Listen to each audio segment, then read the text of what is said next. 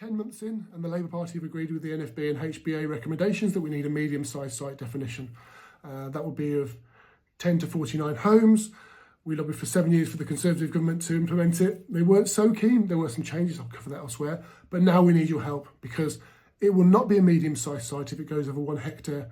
That's a problem, because as Angela Rayner showed at her recent visit to a site promoting this policy, that site was 2.3 hectares, I think.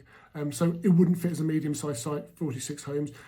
Open space can be an issue, grid connectivity, tree-lined streets, biodiversity net gain. It's all going to push up the size of the site. And actually more kind of rural locations, you may want a larger site to be used, particularly if you have larger homes. So the medium-sized site definition needs to be a bit more cute, and I think that needs to maybe look at the footprint of the building rather than the entire site itself. So we need your help to understand what it is that you're building and what the impacts are.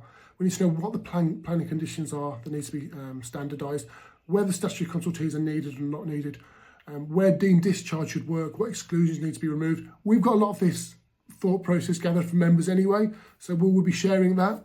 But please complete the survey, get back to us, talk, make noise about this medium-sized site definition. We think there should be other definitions as well.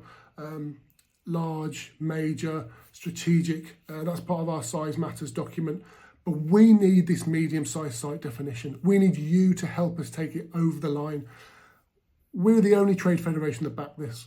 And we did think about going up to 100 homes because that would suit a lot of our maybe older companies that have got a bit more experience in the sector and perhaps a little bit more cash flow behind them. But the reality is our board members decided that actually it should be limited to 50 because that helps new entrants into the market. It alleviates more conditions that are more maybe politically easier to get over the line, you know, biodiversity net gain, maybe some movement on that, what can be delivered on site rather than always forcing it to off-site, which is the case on a smaller site.